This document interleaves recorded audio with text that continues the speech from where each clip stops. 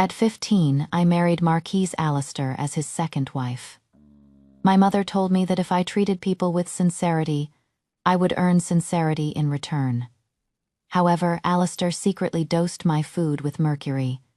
He was afraid that if I had my own children, I would no longer be able to wholeheartedly care for the 2 children his first wife had borne him. It wasn't until he was on his deathbed that he clasped my hand in repentance. "I am so sorry. If there is a next life, I will not be so wary of you." After his death, my stepson drove me out to a remote courtyard where I died in sickness and misery. When I opened my eyes again, I had returned to the 2nd year of our marriage. At supper, I smiled sweetly as I scooped the rice from my bowl into my stepdaughter, S, and stepson, S. "Good children, eat up. There is more if you need it. Besides vomiting, stomach pain, and infertility, it will even keep your corpse from rotting." Alistair, terrified, roared, "Stop what you're doing." After I awoke again, scenes from my past life flashed before my eyes like a revolving lantern. At 15, my father received a high promotion, and our family moved to the capital in high spirits. Before we had even found our footing, the house of Marquis Zhongshan came to propose a marriage, wanting me to become the second wife of the heir Alistair. Although the Marquise's status was slightly higher than ours, my mother had no desire to climb the social ladder. She only frowned and said, "Being a second wife is never easy. It can't compare to being a man's first, and only.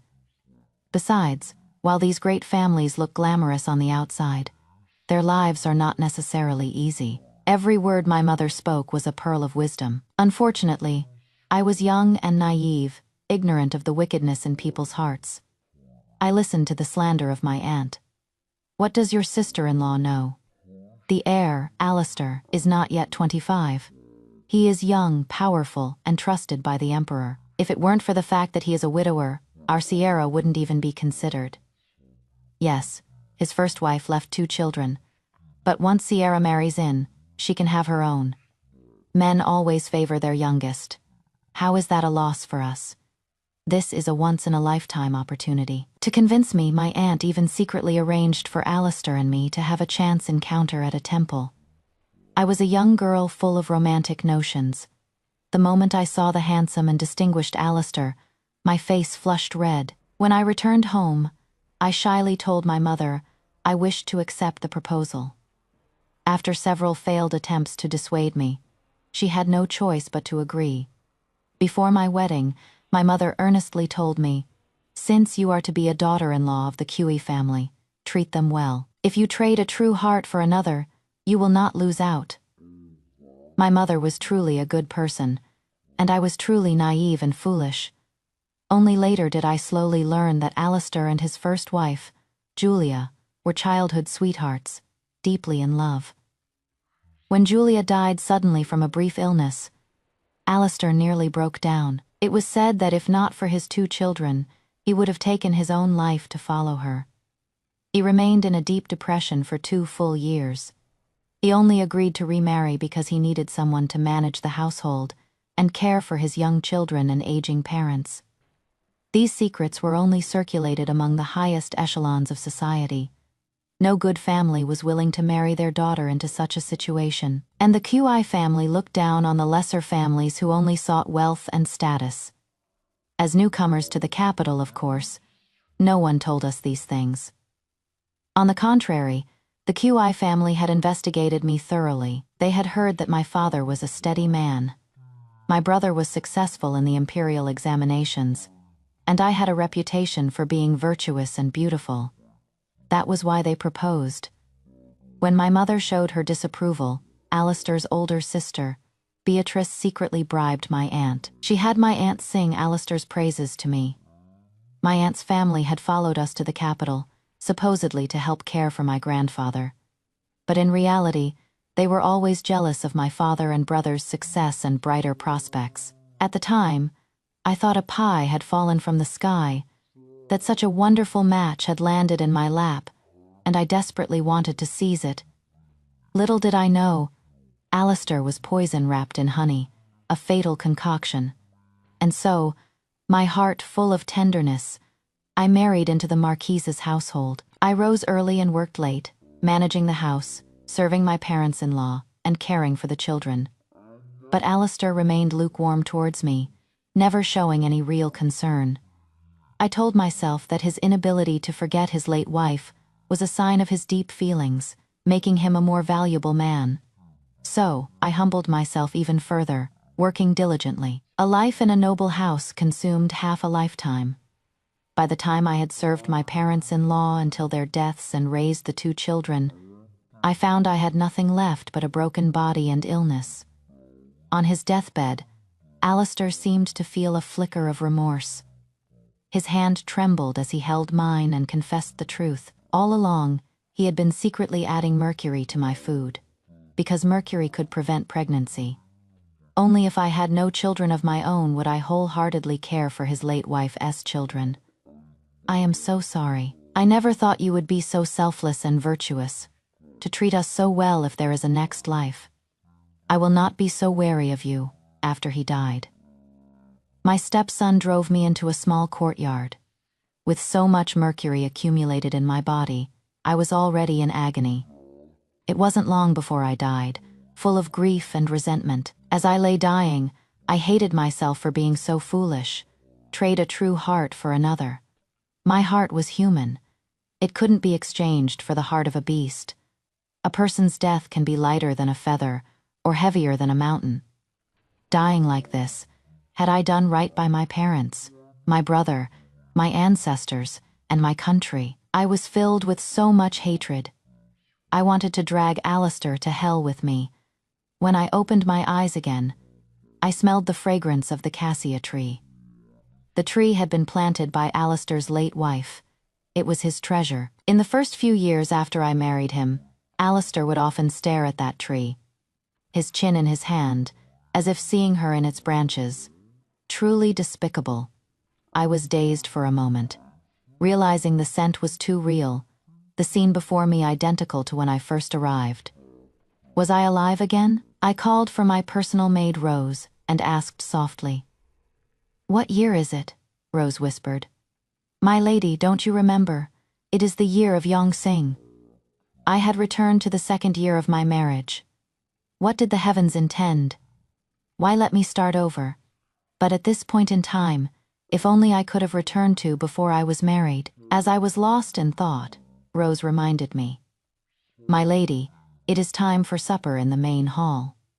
Yes, I was still a daughter-in-law of the Cui family. Alistair's parents were still alive.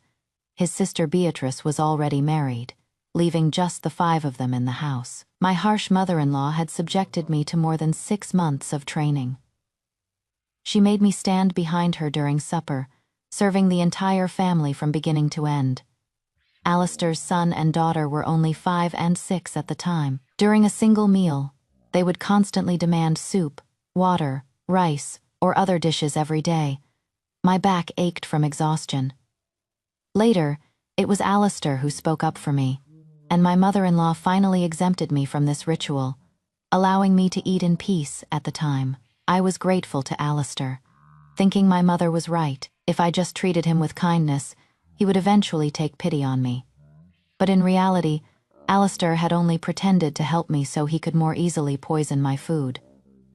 I took a deep breath and said to Rose, "Very well, I will get ready. Go to the small kitchen and boil a kettle of water. Remember, it must be scalding hot." Rose was confused. "My lady." I gave a faint smile. "Just go." Before I left, the water was ready. I took the kettle and poured the boiling water, bit by bit, onto the roots of the cassia tree. From today on, 3 kettles of boiling water every day. You can wallow in your sentimental grief, your endless devotion. I'll boil this tree to death. I was a moment late arriving at the main hall. My mother-in-law sneered. "The whole family is here, waiting for you. It seems the rules still need to be enforced." This old crone loved to lecture people with her authority as a mother-in-law.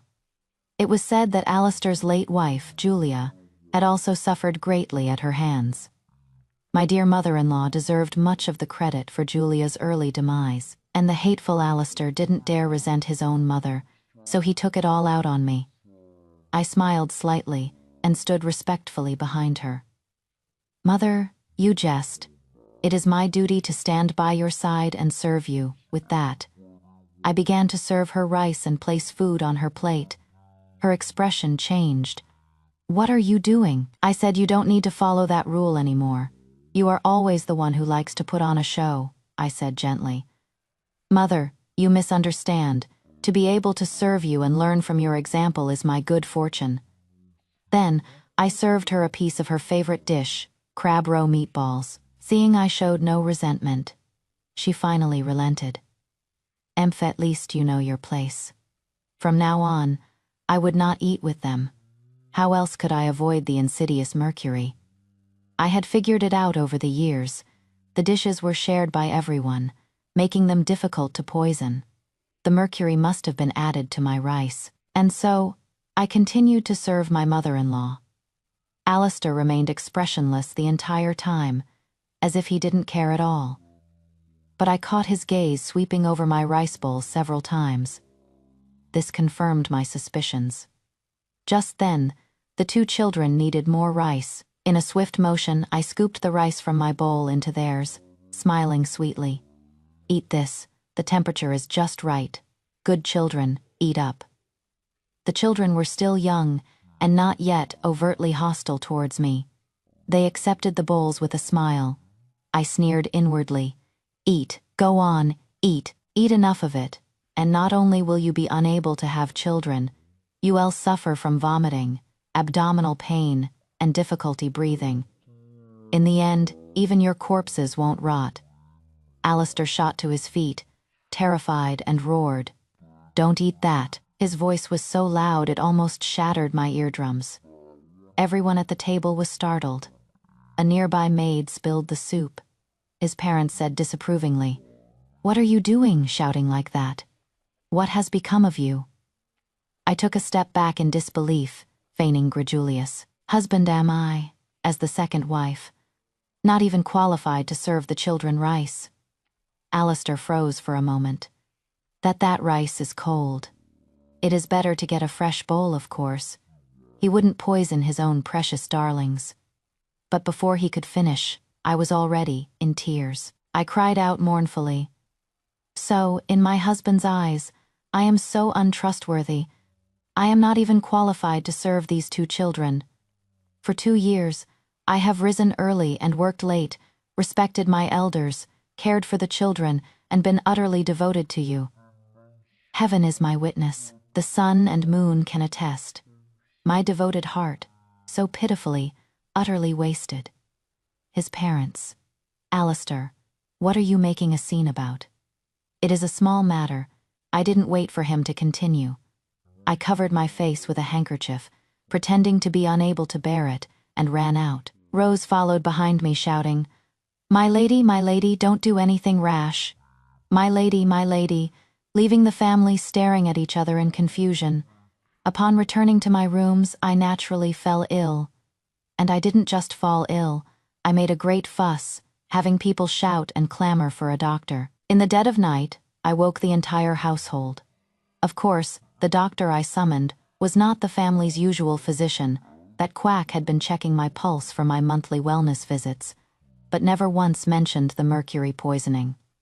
He must have been instructed by the family.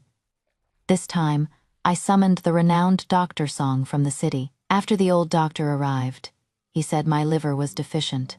My kidneys were congested, and my blood circulation was poor. He also subtly asked if I had eaten anything I shouldn't have. By this time, my body was already showing the effects of the mercury, with symptoms like chest tightness and shortness of breath, which I had mistaken for menstrual issues and exhaustion.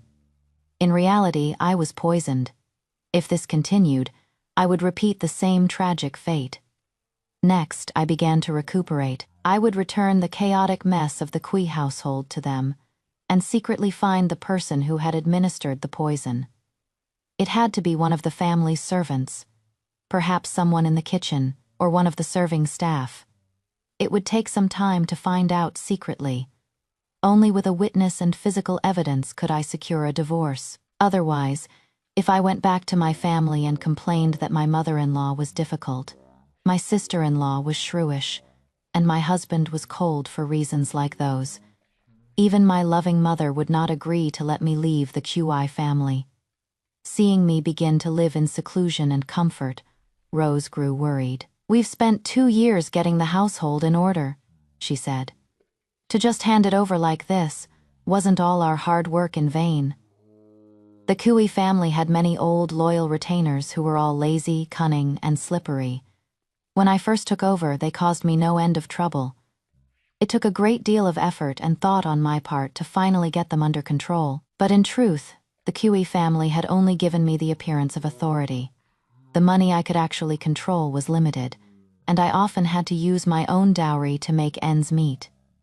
I was busy and exhausted every day, with no time to rest, and I had tried to please everyone, hoping they would appreciate my efforts. How naive I was. I said to Rose, "Silly girl, we only need to look after our own private funds, our lands, and our shops. Let them worry about the rest." After all, that incident was about to happen soon. This time, without my interference, I was curious to see how the Cui family would handle it. Rose didn't understand why my personality had changed so drastically, but she was loyal and obediently did as I asked. What she didn't know was that in 1 month, Alistair's son, the young master of the house, Leo, would fall into the water. In my past life, I had poured my heart and soul into caring for Leo. I pitied him for losing his mother at such a young age, and always wanted to treat him well. I had noticed that the maids and nannies around Leo were not very attentive, but they were all servants left behind by Alistair's late wife, Julia. They looked down on me and only respected the Lynn family. They were afraid that if Leo developed feelings for me, he would forget the Lynn family, so they constantly spoke ill of me in his ear. "The mistress is your stepmother. All stepmothers in this world have black hearts. She is only nice to you on the surface.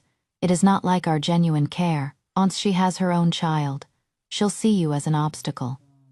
Even Julia's sister-in-law would visit the manor frequently, ostensibly to show concern for Leo, but in reality, she was afraid he would grow distant and they would lose the opportunity to benefit from him. So any time Leo showed a bit of fondness for me, they would inevitably stir up trouble, but I paid it no mind. Instead, I saw that the servants around Leo were incompetent and mentioned it to Alistair twice. With his petty, suspicious mind, Alistair only saw me as a threat and forbade me from interfering. He even said that the servants Julia had left behind had watched Leo grow up and were the best people for the job. I was worried, so I secretly had someone keep an eye on them. Sure enough, a month later, while Leo was playing by the pond, his nanny was dozing off under a tree. The other maids had run off somewhere to play, and the child fell into the water. If my people hadn't reported it in time, and if I hadn't jumped into the river to save him, who knows if he would have lived or died. Afterward, I caught a severe cold and was ill for a long time. But Julia's sister-in-law told Leo that things in this world are never so coincidental. How could I have arrived just as he fell in? It must have been a show I directed myself, just to win his favor. Leo believed her and hated me even more. What was most infuriating was Alistair. He knew the whole story, and he had even punished the negligent servants, but he refused to explain the truth to Leo. He just let the boy misunderstand me, and our relationship deteriorated further. Thinking back now, the venom in that man's heart is truly astounding. Now, I have washed my hands of it all. Let's see how well they manage on their own. And so, I gave Rose a few quiet instructions, and she went to carry them out.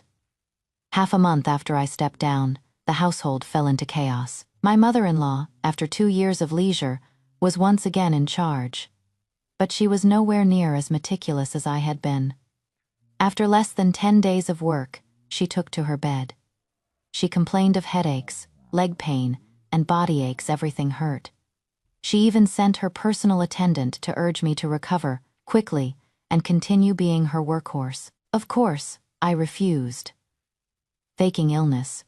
Did she think she was the only one who could play that game?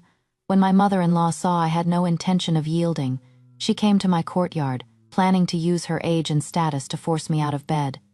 I lay motionless, letting out a few coughs. My illness won't be getting better anytime soon. The doctor says I might have been poisoned. A matter this serious may have to be reported to the authorities. My mother-in-law's eyes widened, her lips quivered in shock. She knew about Alistair poisoning me with mercury. She had simply taken advantage of my youth and ignorance. Fearing I would make a scene, she didn't dare press the issue. However, with no one else to manage the house, she had no choice but to complain to Alistair, forcing her precious, unworldly son to deal with me. For the past 2 years, Alistair had used work as an excuse to sleep in his study. He would only come to my room on the 1st and 15th of the month. It was only after he gradually let his guard down that his visits became more frequent. That night, Alistair came to my room. Seeing it was an ordinary day, Rose couldn't hide her delight. "My lady, the master is coming to personally make amends with you." The silly girl thought my change in behavior was because Alistair had scolded me for giving my rice to the children that day at dinner. She thought I was still sulking. I thought for a moment and said, "Tell him I am unwell and cannot rise, lest I pass my illness to him." I hadn't yet found the servant who poisoned me, so I had to remain in the Kwai family for now. But that didn't mean I had to play nice with him. A look of disappointment crossed Rose's face. After a moment's hesitation, she nodded. "Yes, my lady," but just as she turned to leave, we heard Alistair's voice from outside. "Why have so many leaves on this cassia tree turned yellow? How have you been caring for it?" "With 3 kettles of boiling water a day. Of course, meticulous care."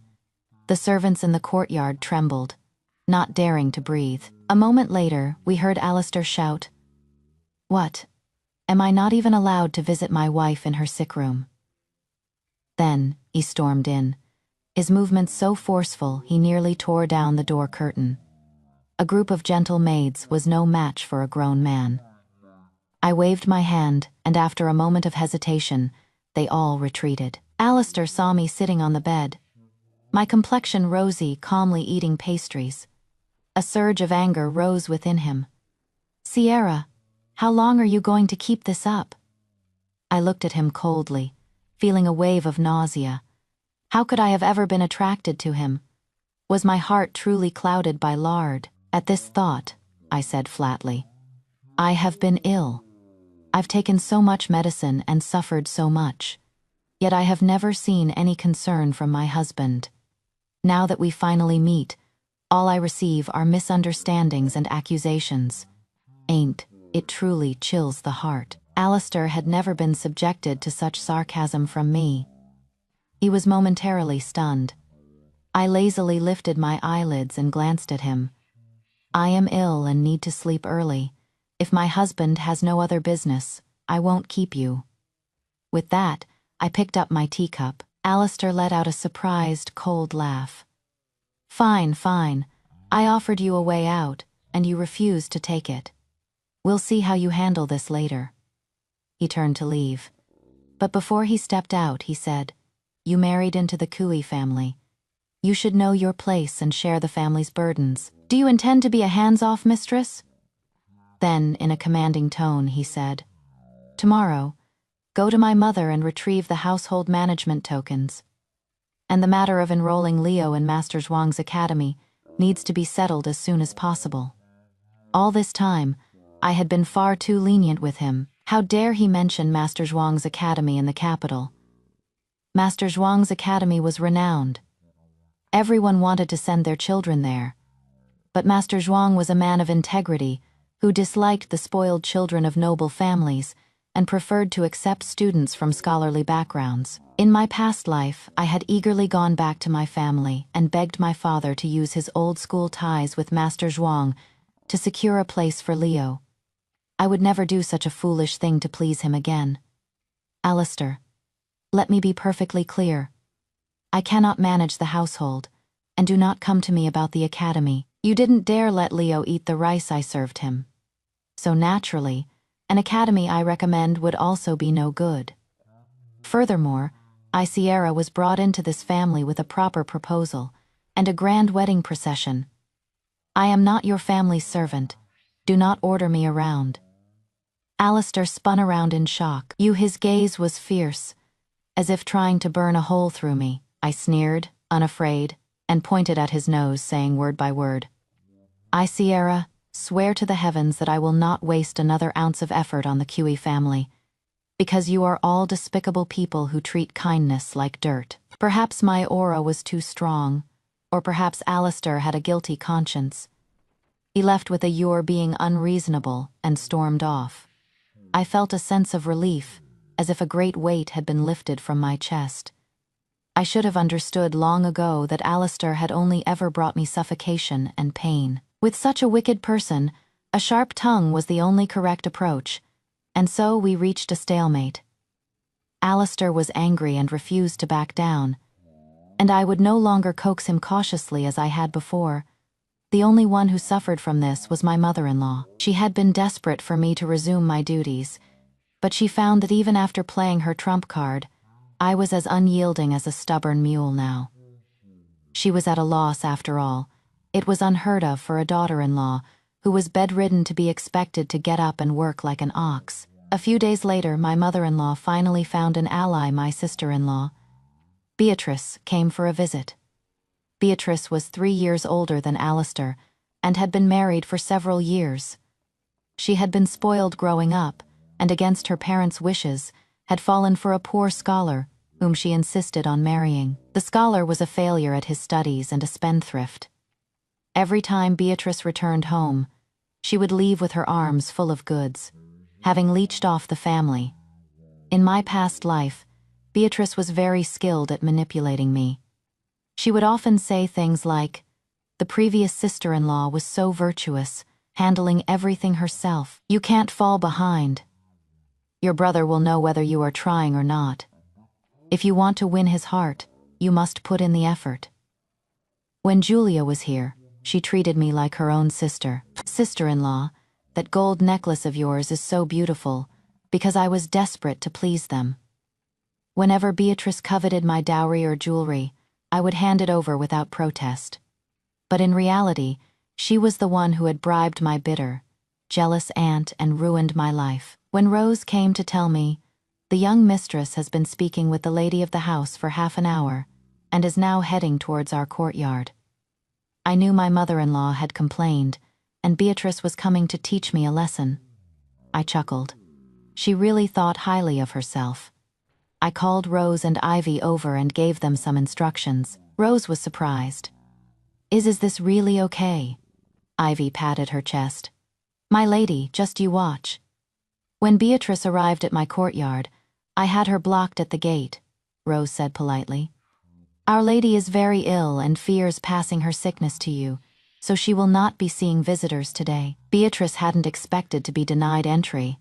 She put her hands on her hips and sneered. "What airs my sister-in-law puts on. An elder has come to visit, and she refuses to see them. Aren't you afraid of being ridiculed?" Just then, Ivy stepped out and said in a strong, clear voice, "Our lady said that since she is gravely ill and fears infecting the masters of the house, she ought to return to her own family to recover. But the lady of the house once told her that a married woman should prioritize her husband's family and not return home sway, as it violates a woman's duty." She smiled at Beatrice. "Oh, my dear lady, I'm certainly not talking about you." This was a jab at Beatrice's frequent visits to sponge off her family. Ivy, with her sharp tongue, was truly the most formidable of my maids. With just a few words, she hit her mark. Beatrice trembled with rage. "You are just a servant. How dare you talk back to your mistress? Someone, slap her." As she spoke, her maids moved to strike. Ivy deftly retreated into my room, leaving Rose and a group of servants to smooth things over. "My lady, please don't be angry. This girl is just straightforward and ill-mannered. I will punish her severely when we get back." Beatrice knew this was just an excuse and continued to demand that Ivy be beaten. Ivy peeked her head out and said playfully, "Oh, don't trouble yourself, my lady. Although I am a servant, I am not a servant of the Cui family. You have no right to have me beaten. A dog catching mice truly meddling in what doesn't concern you. You're just a married-out daughter. Aren't you overstepping your bounds? Every time you come to Our Lady's place, you're here to sponge. You don't even spare her dowry, jewelry, or antiques. The behavior of a down-and-out marquise's daughter is truly an eye-opener. Every word from Ivy was a sharp blow, striking right at Beatrice's heart. Rose feigned scolding her. You little wench, shut your mouth. Oh, my lady, you are a generous person. Please don't mind her. One played the good cop, the other the bad cop, and they infuriated Beatrice to the point of exploding. You've gone too far. Is this still the Cui household? When did it become your place, you insolent slaves, to lecture me? Sierra, come out here. I never showed my face. Just sat in my room sipping tea and listening to the comedy. Beatrice was furious, arguing with two maids in broad daylight. Whether she won or lost, she would be the one to lose face. I had decided to burn the bridges. What could she, a married-out daughter, do to me? She had no choice but to return to her mother, crying through several handkerchiefs. When Alistair came home, Beatrice ordered him to discipline me. But Alistair was in the middle of a cold war with me and wanted no part in it. He made a few excuses and slipped away. The mother and daughter were livid, cursing me through gritted teeth all night. Half a month passed in this way. Finally, the day of Leo's accident arrived. I had calculated the date and time, and I ordered everyone in my quarters to stay inside the courtyard to avoid being framed. Rose cut open a large, sweet watermelon from one of my estates. It had been chilled in the well for half a day, cool and refreshing. I thought about how in the past, whenever I had delicious food or interesting things from my estates, I would always send them to Alistair and his family first. I might as well have fed them to the dogs. Sometimes, I wondered. Before I died, Leo was in his 20s, a grown man. Did he genuinely think I treated him poorly? Or did he understand everything, and was just selfish? As I was thinking, someone came rushing in to report that Leo had fallen into the pond and was barely breathing when they pulled him out. At a time like this, it would be inappropriate for me not to appear, so I took Rose and Ivy to Leo's courtyard. From a distance, I could see a crowd of people. The courtyard was bustling with servants coming and going. The room was also packed 3 layers deep. I sneered. With so many people crowded in, weren't they afraid he wouldn't be able to breathe? A bunch of fools. Entering the room, I heard the doctor say grimly, "He was in the water for too long. He is unconscious now, and even if he wakes up he may become a simpleton." I sneered inwardly. It seemed that without my timely rescue, this was Leo's fate. I remembered asking him once why he hated me so much. He had said righteously, "You're not my real mother. How could you be genuinely good to me? You're just putting on a show to deceive us." Well, I'm not putting on a show anymore. You will have to bear the fate that has been arranged for you. My mother-in-law was stunned and began to wail. This can't be. This can't be. He is my only grandson." The veins on Alistair's forehead bulged. He roared. "Beat all of Leo's maids and nannies to death." The sound of servants begging for mercy filled the air outside. "Master, spare us. Master, for the sake of the late mistress, spare our worthless lives." The young master was harmed by someone else. It was not our fault. Oh, still trying to shift the blame to me. When my mother-in-law saw me enter, she lunged at me, hissing, "It was you. You harmed Leo. It was you." I calmly stepped back, his mother overwrought with grief and hallucinating. My mother-in-law was so enraged she almost spat blood. She shrieked, "Leo is so young. Who could he have offended? In this whole family he was only an eyesore to you. You venomous woman, give me back my grandson." After listening to her hysterical outburst, I said calmly, "I have been ill for over a month and have not left my room. My dowry servants have been with me the entire time and have not left the courtyard. After marrying into this household, I twice mentioned to my husband that the servants around Leo were not attentive enough, and that he should replace them with more reliable people. Once was on the 6th day of the 1st month last year, and once was on the 13th day of the 8th month this year. My husband's reply was, "The people Julia left are the most loyal and reliable. You need not concern yourself with this," I sneered. "I cannot accept such accusations. Mother, if I am to bear this slander for no reason, my family will not stand by and do nothing. Why don't we report this to the authorities? Let the officials investigate and find out the truth." My mother-in-law hadn't expected me to be so firm and was at a loss for words to cover her embarrassment. She pretended to be dizzy. "Oh, my head. Oh, I'm dying. I can't go on." A swarm of maids rushed to support her and lead her away. With the troublemaker gone, I finally saw Leo lying on the bed, his little face pale as snow. His sister, Celia, was terrified, held frozen in her nanny's arms. Alas, the pitiful often have their detestable aspects. I sighed and said to the doctor, "Please do your best." These days, just putting on a show was enough for me. As I was leaving the courtyard, Alistair followed me out. He stood alone at the gate, a departure from his usual self, and looked at me with a wistful expression. I raised an eyebrow. "Is there something you need?" Alistair sighed, looking lost. "Why did you ignore Leo? Why did you defy Mother? Why have you changed so much? Before you were not like this at all." Seeing the flicker of regret in his eyes, I understood. He was trying to use this as an opening to reconcile with me. Unfortunately for him, I wouldn't let him have his way. I retorted, "When I was gentle and virtuous, putting you first in everything, did you ever love or respect me?" When he knew I was honest and dutiful, Alistair only bullied, deceived, and manipulated me. Seeing his silent, confused expression, I said coolly, "No matter what I do, you are never satisfied. So, it is better to do nothing at all, as the ancients said. 1,000 words are not as good as silence. Doing less and saying less is the way to protect oneself." With that, I turned to leave.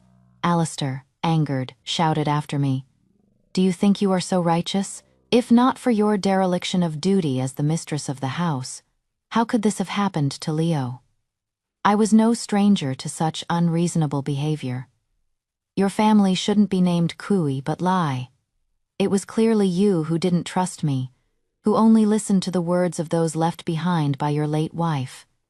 What right do you have to blame me? If you had listened to me, Leo would not be in this state. Alistair, this was your own choice." The next day, unable to bear the shock, my mother-in-law truly fell ill. The Kui household was in disarray. I continued to feign illness, turning a blind eye. My father-in-law was the only one left to clean up the mess. After 3 days in a coma, Leo woke up. But as predicted, he was dazed and simple-minded, his wits gone. The Lin family came to visit. Julia's sister-in-law demanded an explanation. Poor Leo. A motherless child is like a blade of grass. No one to care for him. You must give the Lin family an account of what happened. My father-in-law retorted angrily, "An account? If not for the insolent servants you raised, would Leo be in this state?" The sister-in-law shot back. "This happened in the Kui household. What does it have to do with us? Your lordship is being utterly unreasonable." The two sides blamed each other, ending in a huge argument. As she was leaving, the sister-in-law wiped her tears and said, "Our Leo must have been an eyesore to someone. Heavens, my poor sister's bones are not yet cold, and her only son has become a simpleton. What an injustice." What did she mean by that? An eyesore to whom? It could only be me, stirring up trouble even as she left, but this matter had nothing to do with me from beginning to end. Her theatrics were useless. The Lin family came to cause a scene a few more times, but when they realized Leo was completely ruined and there was no more benefit to be gained from him, they stopped showing up. With that matter closed, Rose suddenly had a lead. It turned out a kitchen maid named Old Woman. Lee was highly suspicious. Rose had been watching her for a while, and found that she was often furtive and had many jars of spices. If anyone accidentally touched her seasonings, she would fly into a rage. I nodded. Good, keep investigating. There were only so many people. We would find the culprit after Leo became a simpleton. His physical health was fine. He would run around the manor all day, drooling and talking nonsense. My parents-in-law would look at him and turn away with undisguised disgust. Gradually, even Alistair was unwilling to mention his simple-minded son. They all understood that Leo's life was ruined. The only person who still cared about him was his sister, Celia. She was Alistair's only daughter, and in my past life, she was raised like a precious jewel. I hired famous tutors for her, cared for her meticulously, and carefully arranged her marriage. She wasn't as hostile towards me as Leo was, and I thought she had a place for me in her heart. But in my darkest hour, when my parents had passed away, and my brother was serving as an official far away, I had no one to turn to. I wrote to her for help. But Celia, unwilling to offend her brother, watched indifferently as I died. The QE family, they were all the same. After Leo became simple-minded, Celia would often loiter outside my courtyard with a look of longing on her face. I pretended not to see her. I even warned Rose and the others. Do not get involved in anything happening in Lady Celia's courtyard. Not long after, Rose's investigation made progress. It was indeed old woman lie. Her methods were not sophisticated. It was just that I had never been on my guard. I had my people secretly take control of her children and grandchildren. As expected, the old woman confessed everything. It was Alistair's orders, and the mercury was provided by my mother-in-law. Every month, after Alistair spent the night in my room, old woman Lee would secretly add a small amount of mercury to my rice. I let out a long breath, so that was why I had been unable to conceive for so many years in my past life. I decisively returned to my family and presented the evidence and the witness to my father and brother. Only then did they learn what kind of life I had been living. My mother held me and sobbed. I've heard of mistreating a daughter-in-law, but never of such heartless beasts. It serves them right that their son became a simpleton. My father and brother thought more deeply and were even more furious. After a while, my father asked, "What are your thoughts on this matter?" He was asking if I was willing to return to the QE family. After all, only half of what happened in my past life had occurred. They didn't yet know how Tan my end had been. Now that Leo was a simpleton, he couldn't inherit the title. Alistair had no choice but to rely on me to bear him a legitimate heir. Women were generally considered virtuous and loyal, unwilling to serve a second husband. So, men, though fickle, were often forgiven. My father wasn't sure if I was willing to forgive Alistair. I said firmly. The Kui family are all heartless and untrustworthy. I would rather die than share a roof with those people. My father nodded grimly. Then we will divorce. It is not easy for a woman in this world, and even divorce brings criticism. We must be the ones to throw the dirty water on the Kui family. My brother gritted his teeth.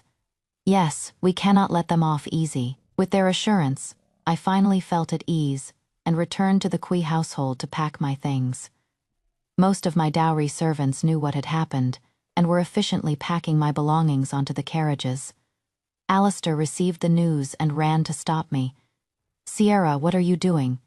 It had come to this. I could lay my cards on the table. "Alistair, you know what you've done. I am returning to my family. I am done with you." Alistair's face changed slightly.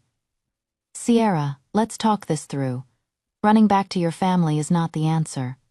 I smiled faintly, still pretending. "The things you gave old woman Lee were quite valuable. Mercury is more expensive than gold. You are truly generous, my lord." My words exposed his scheme, and he looked utterly stunned. He panicked and grabbed my sleeve. "Sierra, it is not what you think. I just didn't want you to get pregnant for a few years. I wanted to wait until Leo was older. I would have let you have your own child eventually, so you would have someone to rely on in your old age." How ridiculous. When Alistair was 40, he was ambushed while on official business. I used my own blood as medicine and nursed him for 5 days and nights without sleep, snatching him back from the jaws of death. At that moment, he was truly moved. He secretly stopped the mercury in my food and stayed in my room every night, planning to reward me with a child. But it was not to be. My body, eroded by years of poison, was already ruined. I could no longer conceive. Later, Alistair, in a drunken stupor, slept with a maid. Not long after, the maid was found to be pregnant. Alistair said he could register the child under my name. I was even grateful to him for thinking of me, his childless wife. But even that humble wish was not granted. Leo, by then a grown man, could not tolerate another brother competing for the family inheritance. He had someone push the maid. 2 lives were lost. At that moment, I understood. My stepson's wings had grown. He would never allow me to have a child to share even a fraction of the family's wealth. They even intended to seize my entire dowry. My kindness had fed their greed. Alistair's indulgence had fostered their ambition. It wasn't until Alistair's deathbed confession about the mercury that my fury finally reached its peak. I sneered. "Do you think I will stay here and continue this life with you? You poisoned me with mercury before. You could poison me with arsenic in the future. Your family is treacherous and venomous. I wish I had never met you between us. There is only one thing left: divorce." Alistair's face paled. He could no longer maintain his arrogant facade. Sierra, listen to me.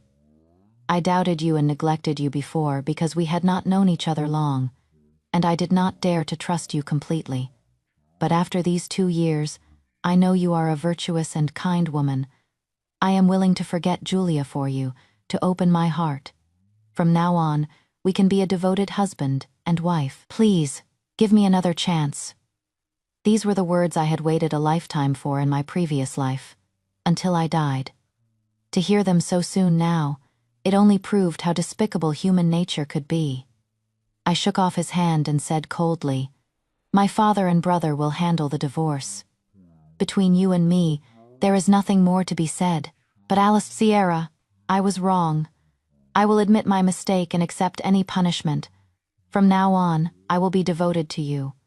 I will let you have children, and I will make your son the heir. I almost laughed out loud. Is your marquisate title inlaid with gold? It is just a minor title. If not for Alistair's favor with the emperor, the house of Marquis Zhongshan would have long since declined. In terms of real power, he was no match for my father. In terms of wealth, he was not as well off as my family. Even if you hadn't poisoned me, what would I be staying for? For your endless supply of mercury? For your difficult mother and greedy sister? Or for your pretense of deep affection? Alistair, a person like you, once seen through, is utterly worthless. I poured out all my anger. All these years, you pretended to be devoted to your late wife while treating me with indifference and criticism. If you truly loved Julia, you should have remained a widower for life. You should have taken good care of her children. But what did you do? You schemed to marry me, took advantage of me in every way, without a single thought for me. My suffering over the years, Alistair was not blind to it. You wanted to control me, to isolate me, so that I would have no choice but to desperately please you to survive in this family. Alistair's face was ashen. He stared at me blankly. "No, Sierra," I said sharply. "Alistair, I look down on you. Every moment I spent with you makes me sick to my stomach." My words had flayed him bare. In his moment of shock, I had already left with my people and belongings. After I left, my father and brother came to negotiate the divorce. Naturally, the Cui family refused to let me go. Even though the customs of this dynasty were relatively open, if they allowed me to divorce so easily, the Marquise's household would be utterly shamed. They promised my father and brother that they would treat me well in the future and that Alistair would turn over a new leaf. My father sneered. "Poisoning my daughter for 2 years. Did you think the Huang family had no one to stand up for her? We are ashamed to be associated with a family capable of such acts, my brother said. After the divorce, our families will have no further relations. If you refuse, we will not hesitate to take this to court. They had come prepared, with all sorts of evidence. Old woman Lee's testimony, the remaining mercury, the evidence was irrefutable. A few clan elders from the Marquise's branch family came to mediate. Seeing the evidence, they were stunned. The century-old reputation of this house has been ruined by you. You unworthy descendant. Alistair's father slapped my mother-in-law hard. This was all your venomous idea. The Marquise household had lost all face. No matter how much they wanted to keep me, they could not risk a public trial. They had no choice but to sign the divorce papers. Before leaving, my father said bluntly, "Here is the list of my daughter's dowry. You will compensate for any losses over the years. Otherwise, don't blame us for spreading this news far and wide." My brother added, "Coveting my sister's dowry, and you call yourself a Marquise's household, too." The clan elders and my parents-in-law were flushed with shame. After the divorce was successful, my father let the news spread. Everyone in the capital soon knew that the Marquise's family had poisoned me to prevent me from having children. The stories of my mother-in-law's abuse and my sister-in-law's greed were also vividly told. Public opinion was overwhelmingly on my side. Many noblewomen whispered among themselves that no one should ever marry their daughter into the Kui family. Eventually, even the emperor heard of it. Such a huge scandal was proof of Alistair's poor character and lack of ability. Gradually, the emperor lost his favor for him. Life after the divorce was better than I had imagined. Everyone was sympathetic towards me. Even the most conservative families would reasonably say, this was indeed the Kui family's fault. Alistair remained quiet for a while, but it wasn't long before he started writing me letters. He said that after I left, he couldn't stop thinking about me. He would look at the orchids I had watered and be reminded of me. He even included a few sentimental poems. I was thoroughly disgusted and had someone ask him, "Is that cassia tree still alive?" Only then did Alistair learn that I had been watering the tree with hot water, boiling it to death. He stayed quiet for a few months, then chanced upon me at the temple again. This time, he was wearing the same moon-white robe he had worn when we first met. Who was he trying to nauseate? He looked like a complete buffoon. Seeing me turn to leave, Alistair chased after me, saying with deep emotion, "Sierra, what a coincidence. Don't go. I really want to talk to you. I was wrong before. You know, a while ago I had a very long dream. In the dream you were so good to me. We lived a life of love. And when I died, you were the one I couldn't bear to leave. Don't worry, I've thought it all through. It was I who corrupted my own children and harmed you. I am now reborn from the ashes, and I hope you can give me a chance to make it up to you. Leo is a simpleton anyway, and I won't let the Lin family visit anymore. This time, I will make you the most honored lady. Hey, don't go, Sierra. Sierra, please forgive me." My brother came to pick me up and, without ceremony, ordered the family guards. "This man is harassing a lady of an official's family. He is vulgar and suspicious. Beat him soundly." After that, there was finally peace.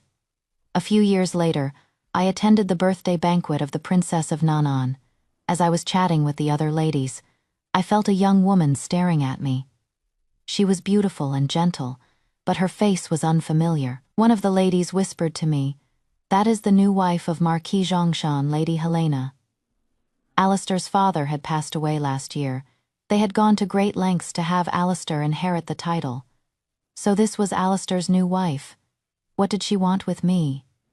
After a while, I became engrossed in conversation and forgot about her. It wasn't until the banquet was ending and I went to change my clothes that I saw Helena waiting for me, hesitantly in the distance. I walked over and raised an eyebrow. "Is there something you need?"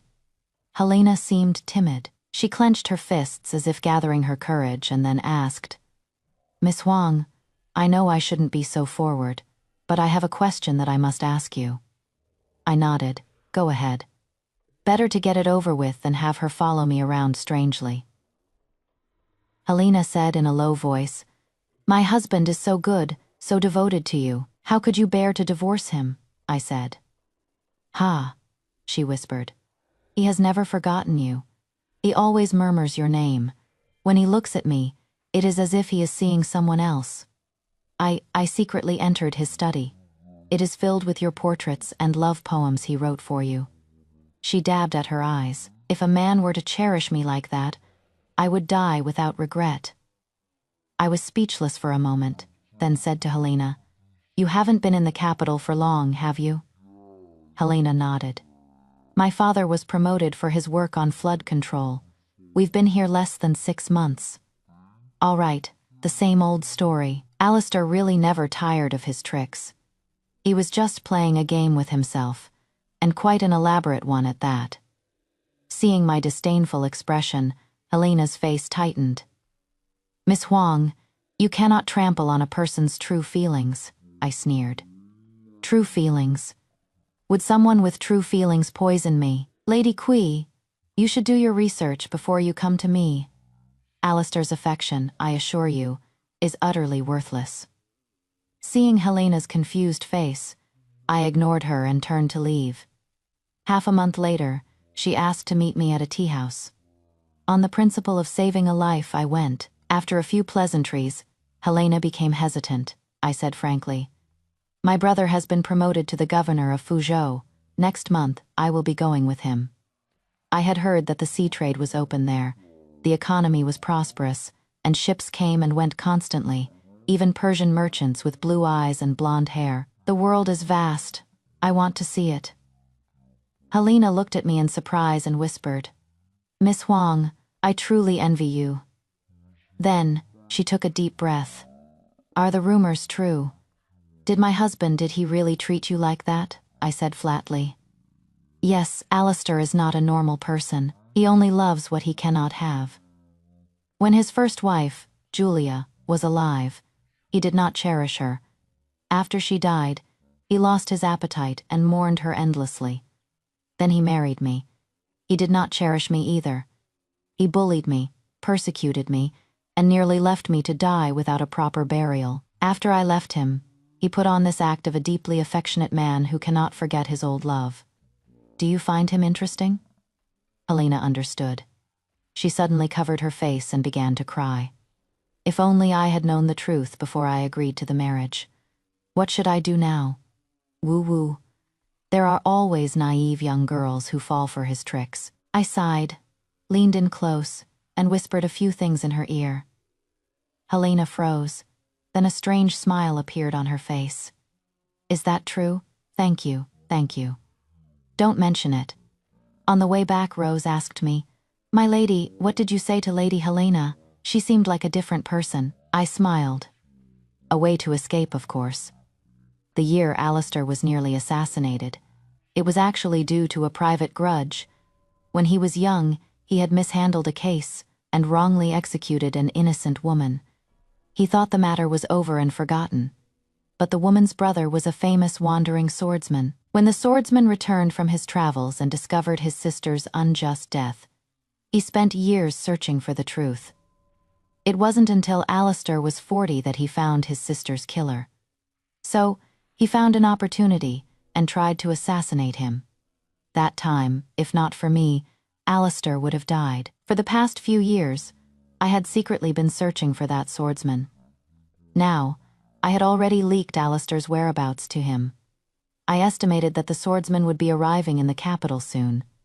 A person like Alistair deserved to die of old age. I believe Helena knows what to do. A gentleman's revenge is never too late. Alistair, this is the grand gift I have meticulously prepared for you.